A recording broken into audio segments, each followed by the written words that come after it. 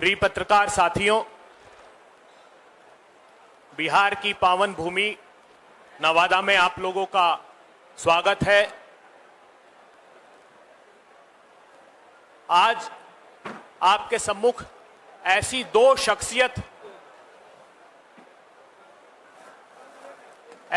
शख्सियत मुखातिब हैं जिनके जीवन कृतित्व में क्रांति की अनुगूंज है।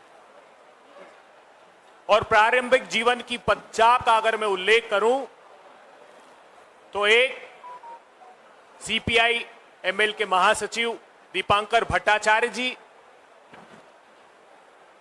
जो आईआईटी खड़गपुर में विद्यार्थी जीवन से लेकर आज तक समूचा जीवन समाज के अंतिम पंक्ति में खड़े हुए लोगों की न्याय की लड़ाई के लिए लड़ रहे हैं, और एक दिल्ली विश्वविद्यालय की ओजस्वी नेत्री जो आज समूचे देश भर में इस बात का शंखनाद करती है कि न्याय के पुरोधा राहुल गांधी जी सामाजिक न्याय की लड़ाई लड़ रहे हैं। मैं अनुरोध करता हूं दीपांकर जी से कि आज बेहद महत्वपूर्ण विषय पर वे इस पत्रकार वार्ता को संबोधित करें।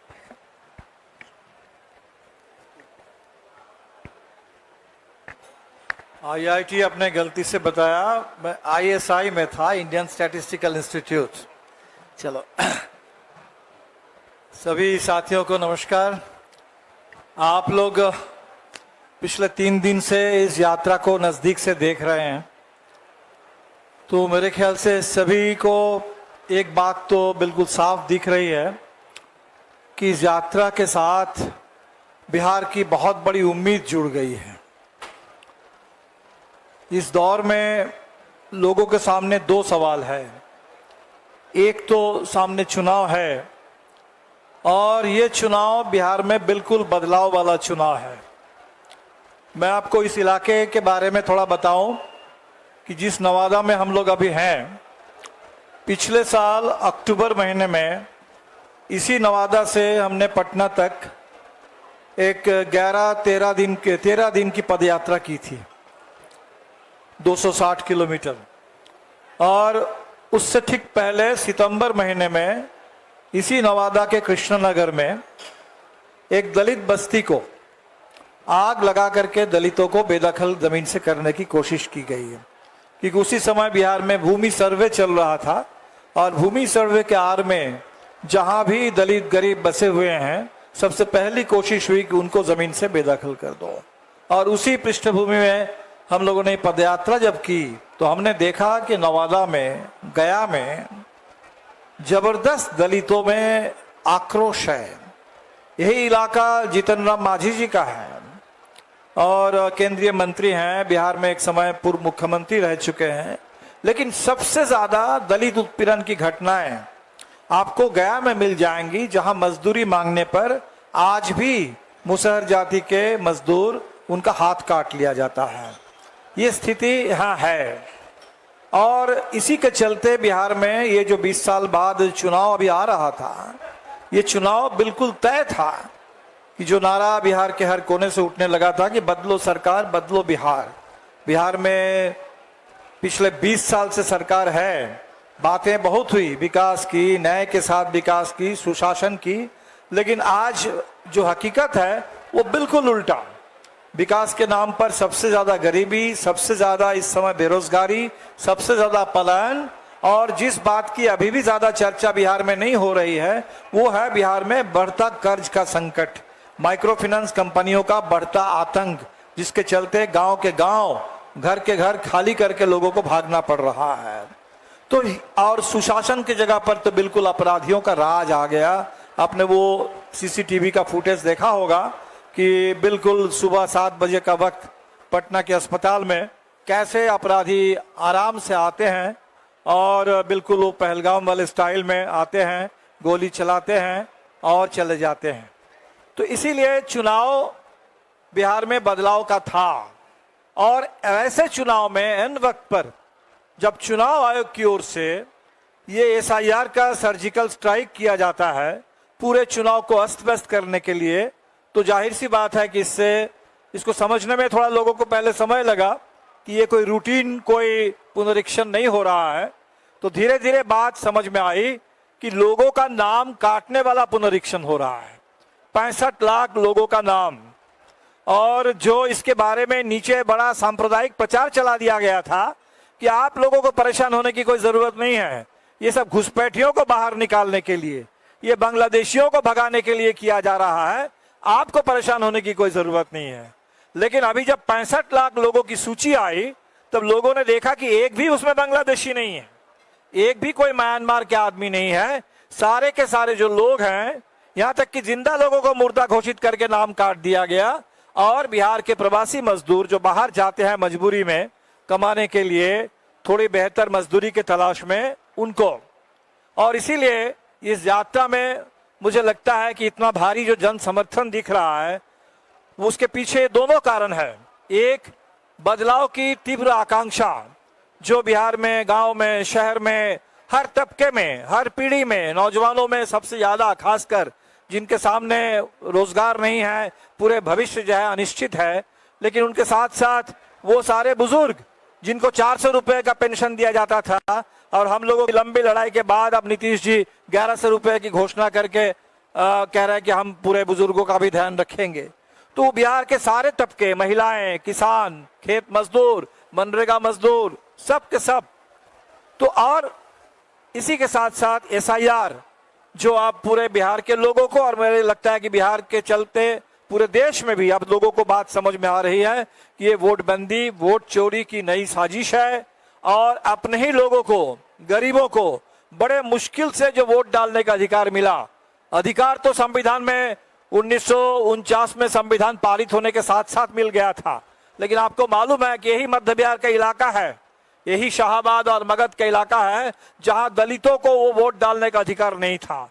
और लंबी लड़ाई, बहुत मुश्किल भरी लड़ाई हम लोगों को लड़नी पड़ी, काफी जान की कीमत दे करके, जनसंहार झेलते हुए, तब जा करके 80 के दशक में यहाँ दलितों को, गरीबों को, भूमिहीन मजदूरों को वोट डालने का अधिकार मिल पाया था। और आज उसी अधिकार को दोबारा छीनने की साजिश हो रही है, और बिहार को सिर्फ बूथ कब्जा के पुराने दौर में नहीं, बल्कि फिर एक बार गुलामी के दौर में धकेलने की कोशिश है पूरे बिहार को और देश को, जहां गरीबों के पास, जिनके पास जमीन नहीं है, जिनके पास मकान नहीं है, जिनके पास हाई स्कूल की अभी डिग्री नहीं है, उनको वोट से भी बेदखल कर देने की पूरी साजिश आ रही है। तो हमें लगता है कि यात्रा अभी शुरू हुई है, आपके माध्यम से हम अपील करेंगे। यात्रा पूरे बिहार में तो हर जगह हम लोग पहुंच नहीं पाएंगे। 1300 किलोमीटर 13 दिन की यात्रा है बेसिकली। हम लोग 1 तारीख को समाप्त करेंगे पटना में, लेकिन ये 1300 किलोमीटर की यात्रा, ये संदेश बिहार के हर कोने तक पहुंच रहा है, पहुंचे। हम आपसे अपील करेंगे कि आपके माध्यम से और पहुंचे। और इसमें दोनों बातें, एक, मताधिकार की रक्षा। आज पूरे देश में लोग चिंतित हैं, परेशान हैं कि हमारा जो संविधान वो खतरे में है। और संविधान सिर्फ नहीं, बल्कि संविधान जिस आजादी के आंदोलन से निकला, उस पूरे आजादी का विरासत, अभी 15 अगस्त को मोदी जी ने जो भाषण दिया और 15 अगस्त को लेकर के पूरे देश में जो प्रचार चला, इससे भी ये बात साफ दिखी कि अब भारतीय जनता पार्टी को आजादी से मतलब नहीं रह गया। उस समय भी मतलब नहीं था आजादी के आंदोलन के दौर में। इनके पूरे पूर्वज उसके आंदोलन के खिलाफ खड़े थे, अंग्रेजों के साथ खड़े थे। लेकिन आज आजादी के बजाय वो पूरे देश में बंटवारा की चर्चा करना चाहते हैं। उनके लिए पार्टीशन मुद्दा है, और वो पार्टीशन का दौर को दोबारा लौटा कर लाना चाहते हैं हिंदुस्तान के अंदर, देश को और टुकड़े टुकड़े करना चाहते हैं। और इसीलिए आज वो आजादी और आजादी से निकला संविधान, ये जब खतरे में है तो हमें उसी तरह लड़ना पड़ेगा जैसे आजादी के दौर में लोग लड़े थे। आज फिर उसी तर्ज पर लड़ना होगा, और उसके साथ साथ अपने संविधान की रक्षा करते हुए बिहार में बदलाव लाना है। ये चुनाव बदलाव लाने वाला, बदलो सरकार बदलो बिहार, इस नारा को साकार करने वाला चुनाव है। और आपको मालूम है कि हम लोगों ने जो भी प्राथमिक जो हमारी घोषणाएं हुई है, जो गरीबों के लिए इन्होंने वादा किया, उन्होंने पूरा नहीं किया, उसको हम लोग पूरा करेंगे। 2 लाख रुपए तमाम जो 94 लाख से ज्यादा महागरीब परिवार हैं, उन परिवारों को जो एकमुश्त एक सहायता देने की बात थी, उसको हम लोग पूरा करेंगे। पूरे बिहार की महिलाओं के लिए 2500 रुपए प्रति माह उनके लिए एक मंथली असिस्टेंस, इसकी हम लोग निश्चित तौर पर व्यवस्था करेंगे। पूरे बिहार में 200 यूनिट गरीबों के लिए बिजली फ्री, ये जो घोषणा है इसको हम लोग पूरा करेंगे। पूरे बिहार में 1500 रुपए कम से कम पेंशन, नीतीश जी ने 20 साल लगा दिया 400 रुपए के पेंशन को 1100 रुपए में लाने में, और हमने तय किया कि हम शुरुआत करेंगे 1500 रुपए से और वो पेंशन आगे उसकी राशि बढ़ती जाएगी। तो वैसे तमाम जो बिहार के किसानों की मांगे हैं उन मांगों को लेकर बढ़ेंगे। मैं बस खत्म करूंगा, हमने अभी सुना, कल हम गया में थे और पता चला कि मोदी जी 22 तारीख को गया में आने वाले हैं। बोध गया में उनकी कोई रैली होगी और उनकी रैली का उसके लिए जो तैयारी चल रही है, साथियों ने हमें बताया कि वो पूरे यूनिवर्सिटी कैंपस में पेड़ काट दिए गए। लोगों का नाम काट दो वोटर लिस्ट से, किसानों की लहलहाती फसल को पूरा जला दो, खत्म कर दो, पेड़ काट दो। ये काटने वाले लोग ये आ रहे हैं रैली करने, पूरे पेड़ों को काटते हुए और स्कूलों को बंद करते हुए। स्कूल तो बंद हो रहे हैं बिहार में, क्लब एंड क्लोज, तमाम स्कूलों को एक करने के नाम पर 3 स्कूल 2 स्कूल मिलाकर के 1 स्कूल, स्कूलों की संख्या कम हो रही है। तो ये शिक्षा विरोधी, ये पूरे गरीब विरोधी, ये बिहार विरोधी, ये लोकतंत्र विरोधी ये जो निजाम है, जो डबल इंजन है, अब तो डबल इंजन फेल कर गया और इस डबल इंजन के खटारा सरकार को बदलना है और ये यात्रा आगे चलेगी। और पूरे नवादा के लोगों का, गया के लोगों का, औरंगाबाद में, सासाराम में अभी तक पिछले 2.5-3 दिन में जो अपार जन समर्थन मिला है, इसके लिए इस पूरे इलाके के तमाम न्याय पसंद नागरिकों का, इस इलाके के तमाम गरीबों का, मजदूरों का, महिलाओं का, दलितों का, मेहनत कशों का मैं इस पूरे यात्रा की ओर से तहे दिल से शुक्रिया अदा करता हूं। और उनसे ये हमारा वादा है कि ये जो मुद्दा है और ये जो उनकी आकांक्षा है, इसको निश्चित तौर पर हम लोग मंजिल तक पहुंचाने के लिए पूरी ताकत लगा देंगे और निश्चित तौर पर यह अभियान सफल होगा। बहुत बहुत शुक्रिया। अब मैं हेलो हेलो हेलो हेलो मैं अनुरोध करता हूं महिला कांग्रेस की राष्ट्रीय अध्यक्षा, ओजस्वी वक्ता, प्रखर नेता अलका लांबा जी से कि वे आपको संबोधित करें। आप सभी पत्रकार साथियों को मेरा नमस्कार। साथियों, श्री राहुल गांधी जी ने इस देश में भारत जोड़ो यात्रा की, भारत जोड़ो न्याय यात्रा की। हमें इस देश में लोकतंत्र में, संविधान में, संवैधानिक हक, एक वोट के अधिकार को बचाने के लिए वोट अधिकार यात्रा भी करने पड़ेगी, ये कभी सोचा नहीं था। संविधान में मिले उस अधिकार को बचाने की ये यात्रा श्री राहुल गांधी जी के नेतृत्व में पूरा इंडिया अलायंस गठबंधन, संसद से सड़क तक एक ही गूंज है, वोट चोर गद्दी छोड़। और इन वोट चोरों से ये यात्रा खत्म होने तक गद्दी छुड़ाने का लक्ष्य हम प्राप्त करने की तरफ बढ़ चुके होंगे। किसी की गद्दी छूटे ना छूटे, इस यात्रा का जो माहौल बन रहा है ये निश्चित है इस यात्रा के समाप्त होते होते मुख्य चुनाव आयुक्त ज्ञानेश कुमार की कुर्सी जरूर छूट चुकी होगी। पैर पे कुल्हाड़ी मारी है ज्ञानेश कुमार जी आपने। 17 तारीख को यात्रा शुरू होती है, 17 तारीख को ही चुनाव आयोग, कभी आपने देखा है संयुक्त प्रेस वार्ता, वो भी बिना किसी चुनाव के हो रही हो? चुनावों की घोषणाएं होती हैं तो चुनाव आयोग आते हैं, लेकिन कोई चुनाव नहीं है। यात्रा का डर पूरे चुनाव आयोग को प्रेस वार्ता करने पर मजबूर करता है। सोच रहे थे यात्रा शुरू होने से पहले ही गुमराह कर देंगे, सवाल खड़े कर देंगे, लेकिन जो सवाल खड़े किए उसमें खुद गिर गए। पत्रकारों ने 17 तारीख को सवाल पूछे चुनाव आयोग से कि विपक्ष की मांग है क्या। आज वही मांग राहुल गांधी जी, तेजस्वी यादव जी, हमारे लेफ्ट के नेता बैठे हैं, सभी लोग क्या मांग है? पहली मांग, इलेक्ट्रॉनिक वोटर लिस्ट सार्वजनिक कर दीजिए। लोकतंत्र है ना, अधिकार है ना जानने का। सार्वजनिक कर दीजिए, हर कोई अपना वोट खुद देख सकता है या नहीं, कटा है या बना है, या कौन आदमी है मेरे पड़ोस में रहता भी है या नहीं रहता है, तो जानकारी। लेकिन डर रहा है चुनाव आयुक्त इलेक्ट्रॉनिक वोटर लिस्ट शेयर करने से। हमारी ये मांग। दूसरी मांग हमारी क्या है? दूसरी मांग है सबूत, सीसीटीवी फुटेज सबूत जो है, जहां वोट होता है, मतदाता हजारों लाखों करोड़ों की संख्या में लाइनों में लगते हैं, महिला भी वही लगती है लाइन में, पुरुष भी वही लगता है, और सीसीटीवी फुटेज में सारी मतदान प्रक्रिया दर्ज होती है। हम उसे कहते हैं सार्वजनिक करिए। चुनाव आयोग डर जाता है और नियम बदल देता है। क्या नियम बदले? कि अब सीसीटीवी फुटेज सबूत रखे नहीं जाएंगे, 45 दिन में नष्ट कर दिए जाएंगे। क्यों? क्योंकि किसी को बचा रहे हो। कौन है वो? वोट चोर है वो, चोरी की सरकार है और मुंह पे कह रहे हैं। संसद में आज देखिए, मल्लिकार्जुन खड़गे साहब, प्रियंका गांधी जी, सोनिया गांधी जी, अखिलेश यादव जी, लेफ्ट के नेता, सारे नेता पूरी संसद में बिहार में एसआईआर की जो घोषणा की, मात्र चुनाव से कुछ महीने पहले 8 करोड़ मतदाताओं की गिनती, 65 लाख कट गए, 20 लाख मृत घोषित कर दिए गए मात्र 1 महीने के अंदर। राहुल गांधी जी कल आज तीसरा दिन है इस यात्रा का, और यात्रा का आप हजूम पूरे देश, पूरे बिहार में देख रहे हैं।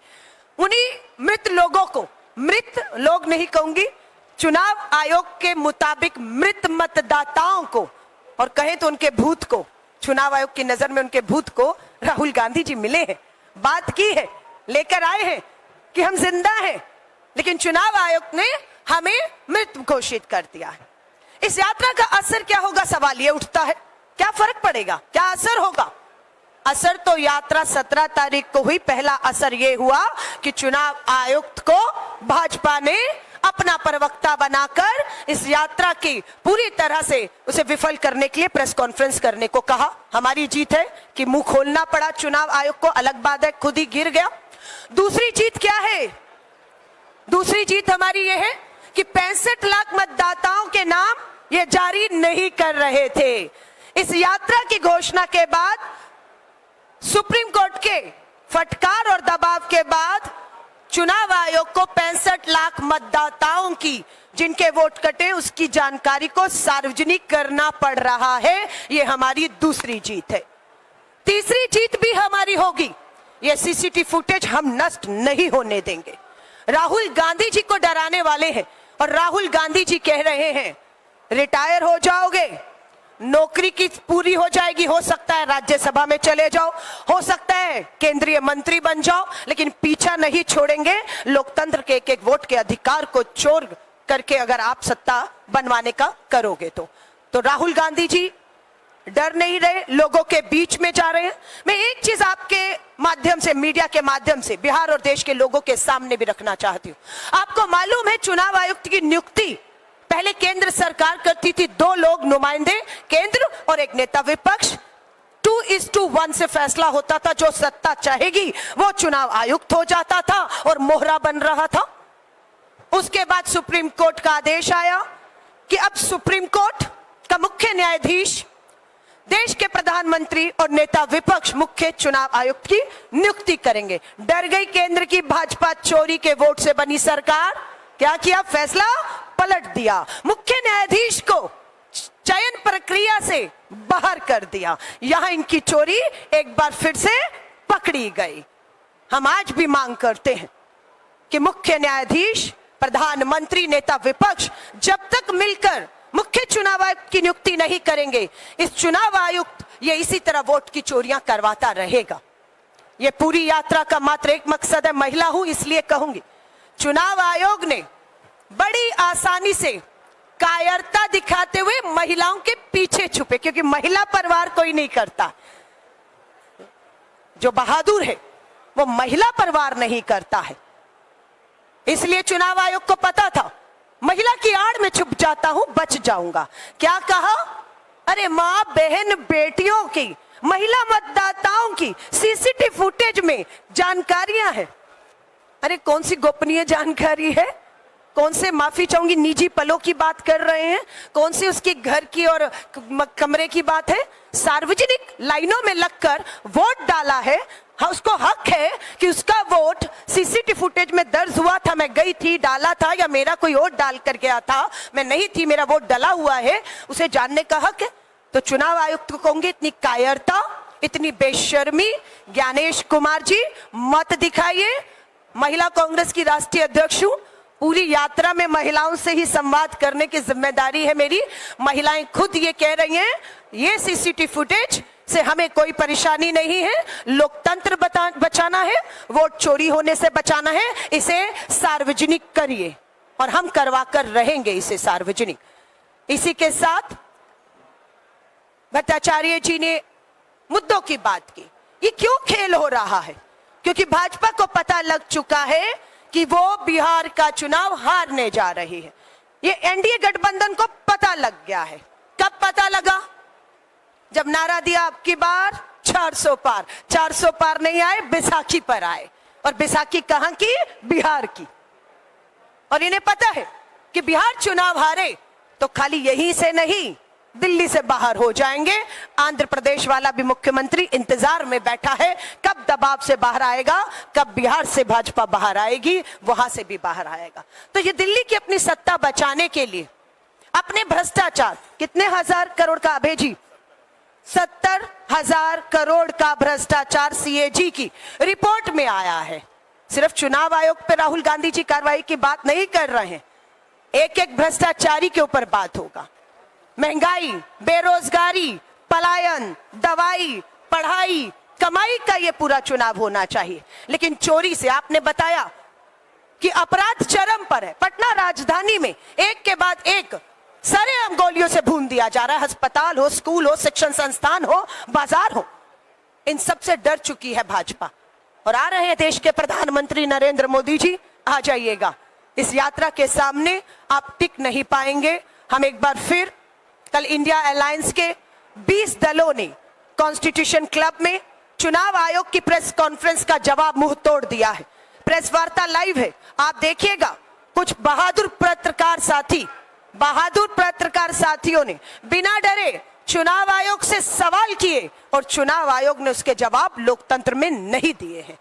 राहुल गांधी जी की ही बात नहीं है, बात लोकतंत्र में उठ रहे एक आम मतदाता से लेकर पत्रकार से लेकर मुख्य न्यायाधीश अदालतों में भी सवाल पूछ रहे हैं, उसके जवाब मिलने चाहिए। लेकिन चुनाव आयोग उससे डर रहा है। मैं वापस चुनाव आयुक्त ज्ञानेश कुमार जी और उनको कहूंगी, ये संवैधानिक पद पर आप जो बैठे हैं, उस पद की गरिमा को बनाए रखिए। और हम सब लोग बिहार के लोगों का अभी तक की जो तीसरी दिन है यात्रा का, तहे दिल से धन्यवाद करते हैं। सासाराम से ये यात्रा शुरू होती है, पूरी वहां से आपके औरंगाबाद, गया, नवादा होते हुए कल 20 अगस्त श्री राजीव गांधी जी का जो है जन्म दिवस है। एक दिन का ब्रेक रहेगा, पूरा देश राजीव गांधी जी को श्रद्धांजलि देगा, याद करेगा, और ये यात्रा 21 तारीख को फिर शुरू होगी। और बिहार के लोगों को कहेंगे, ये यात्रा आपकी है, ये यात्रा संविधान में मिले एक वोट के अधिकार की है। यात्रा का नाम है वोट अधिकार यात्रा, लेकिन मात्र एक वोट अधिकार के लिए नहीं लड़ रहे। उस एक वोट ने हमें अधिकार क्या दिए? रोजगार का अधिकार। आप एक वोट से सरकार चुनते हैं, फिर उस सरकार से उम्मीद करते हैं मुझे रोजगार देगी, मुझे काम देगी, मुझे कमाई देगी, मुझे सुरक्षा देगी, किसान को फसल का उचित दाम देगी। और जब एक वोट का अधिकार चोरी होगा तो ये सारे अधिकार चोरी होते हैं। सो भारत जोड़ो न्याय यात्रा कामयाब की इस देश ने, भारत जोड़ो न्याय यात्रा कामयाब की इस देश ने। और अब हमें पूरा विश्वास है वोट चोरी के खिलाफ, एसआईआर के खिलाफ इंडिया अलायंस गठबंधन की ये वोट अधिकार यात्रा भी एक इतिहास में सफल यात्राओं के तौर पर देखी जाएगी। अब अलका जी ने जैसा कहा है कि निर्भीक पत्रकार हैं जो साहस से इन मुद्दों को उठा रहे हैं, तो मैं संदीप चौधरी जी से एक क्रम प्रारंभ करता हूं। निर्भीक पत्रकार एबीपी न्यूज के हैं। पहला सवाल संदीप चौधरी जी की तरफ से। राजेश राठौर जी, आप माइक एक उधर मुहैया करा।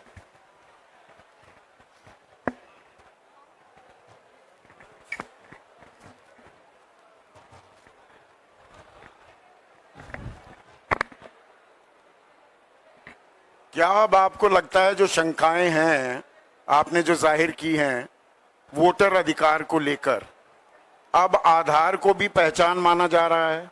65,64,000 लोगों की पहचान, उनकी डिटेल्स और वो कारण अब जिला अधिकारियों तक कल पहुंच गए थे। क्या आपको लगता है निवारण हो गया है? और निवारण हो गया है तो फिर ये वोटर अधिकार यात्रा के क्या मायने?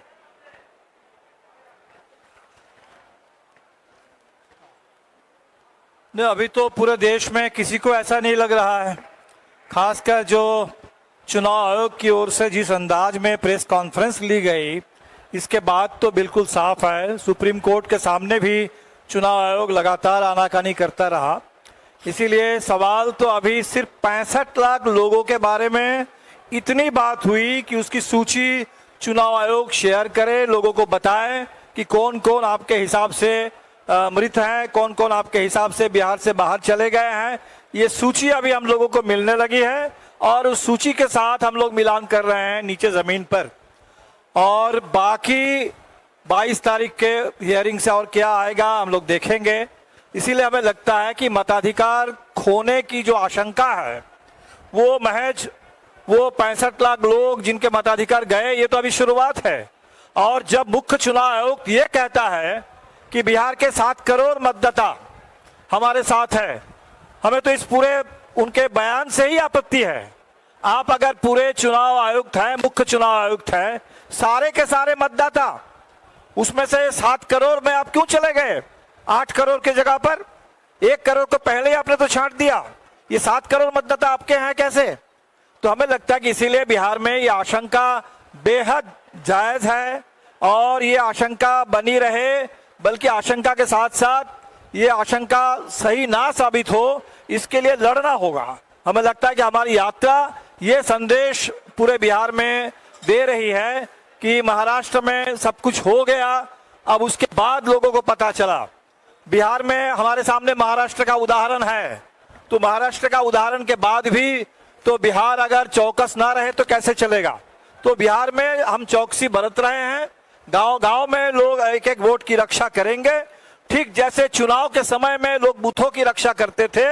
आप चुनाव से पहले मतदाता सूची की रक्षा करना, मताधिकार की रक्षा करना पूरे बिहार के और देश के मतदाताओं के सामने बड़ी चुनौती बनी है और हमें लगता है कि लोग इस चुनौती को कबूल करेंगे और अपने मताधिकार की रक्षा करेंगे।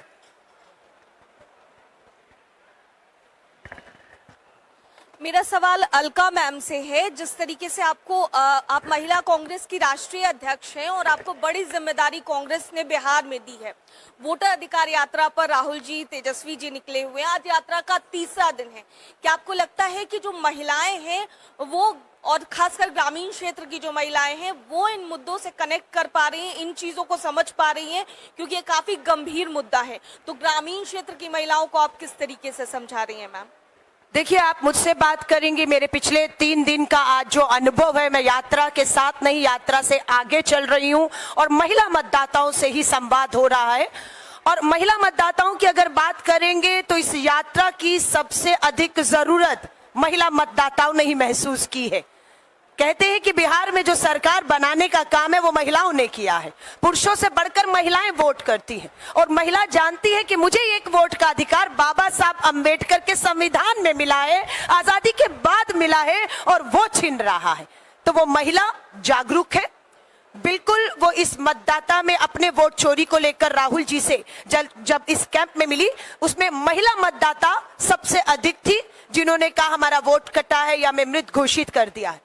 सो महिला मतदाताओं की जो आड़ में ज्ञानेश कुमार मुख्य चुनाव आयोग छुपना भी चाह रहे थे कि सीसीटीवी फुटेज में महिलाओं का नहीं हमें जिक्र दिखाना चाहिए, तो वो महिलाएं और एग्रेसिव हो चुकी हैं। उन्हें मालूम है कि चुनाव आयोग महिला कार्ड खेल के उनके पीछे छुपना चाह रहा है और वोट चोरी करवा रहा है, तो वो महिला और एग्रेसिव है, जागरूक है। आगे बढ़कर इस पूरी यात्रा में आप देखेंगे वो अपना खुद का एक वोट के अधिकार को चोरी होने से बचाने की इस लड़ाई को, इस मुहिम को लड़ रही है। और बिहार में आपको मैं बता देती हूं, 1,40,00,000 आजीविका दीदियां हैं, 1,40,00,000 आंगनवाड़ी, आशा वर्कर, मिड डे मील बनाने वाली, ये अगर एक तरफा हो जाएंगी तो ये जो चोर सरकार है ये वापसी नहीं करने वाली है। और अभी माहौल आगे बढ़ेगा। राहुल गांधी जी, तेजस्वी जी, हमारे लीडर इन महिला मतदाताओं से भी खास संवाद करने वाले हैं ताकि ये जिस जोश से मतदान केंद्रों में पहुंचती हैं वो आगे पहुंचे, क्योंकि उनकी सुरक्षा का भी एक बहुत बड़ा मुद्दा आज इस चुनावों में रहेगा। धन्यवाद। आज वोट अधिकार यात्रा के दौरान हूटिंग हुई है, कुछ पार्टी कार्यकर्ताओं ने किया है, जिसका जवाब राहुल गांधी ने फ्लाइंग किस देकर दिया है, क्या कहेंगे?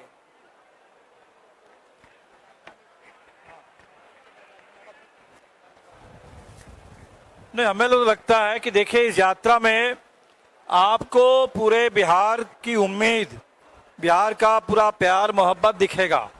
अब इक्के दुक्के लोग इधर उधर कोई हूटिंग करें तो वो करने का भी अधिकार है, लोकतंत्र में वो करने का भी अधिकार है। हमने देखा एक जगह थाने के अंदर से कुछ लोग प्रदर्शन कर रहे थे, कर सकते हैं, लोकतंत्र है। लेकिन हमने जो देखा है कि ये सिर्फ महागठबंधन दलों की यात्रा नहीं है, ये पूरे बिहार की यात्रा बन चुकी है।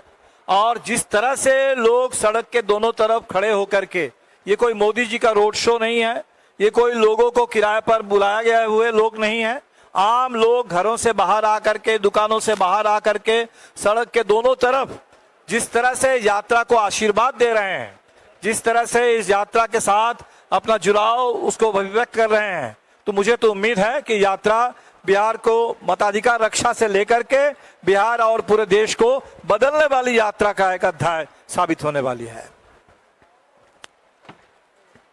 मैं सिर्फ इस जो विरोध की आप बात कर रहे हैं, आपको भारत जोड़ो यात्रा, न्याय यात्रा असम से गुजरी थी, कितना हिंसक हो गई थी। भाजपा के मुख्यमंत्री हेमंत शर्मा बिस्वा, हमला तक हुआ, हमारे प्रदेश अध्यक्ष लहूलुहान भी हुए। लेकिन राहुल गांधी जी एक नारा लेकर निकले। क्या है उनका नारा राहुल जी का? नफरत के बाजार में मोहब्बत की दुकान। लोकतंत्र है वो, इन सब चीजों की जगह लोकतंत्र में नेता विपक्ष राहुल गांधी जी रखते हैं। अगर विरोध होगा वो उसका भी सम्मान करते हैं। अगर उनके मन में कहीं नफरत है तो उसमें मोहब्बत की जो दुकान की बात करते हैं वो राहुल गांधी जी करते हैं। ये हमारे नेता, हमारी विचारधारा है। मेरा सवाल ये है कि यात्रा में काफी भीड़ भी देखने को मिल रही है, लोग पहुंच भी रहे, लेकिन सत्ता पक्ष का कहना है कि यात्रा जो है वो विफल है, उसका पहले ही उसकी हवा निकल गई है। देखिए, यात्रा तो अभी तीसरा दिन है, अभी तो 3 दिन हुए हैं। यात्रा की सफलता विफलता वो 1 सितंबर पटना, बिहार की राजधानी में दिखेगी। मैंने कह दिया कोई बड़ी बात नहीं है। ज्ञानेश कुमार इतने दबाव में आ जाएं कि उन्हें इस्तीफा तक देने को मजबूर होना पड़े, बड़ी बात नहीं है। और ये जीत बिहार के लोगों की होगी। एसआईआर खाली बिहार पे नहीं थोपा गया है, ध्यान रखिएगा, एसआईआर को पूरे देश पे अब थोपा जा रहा है।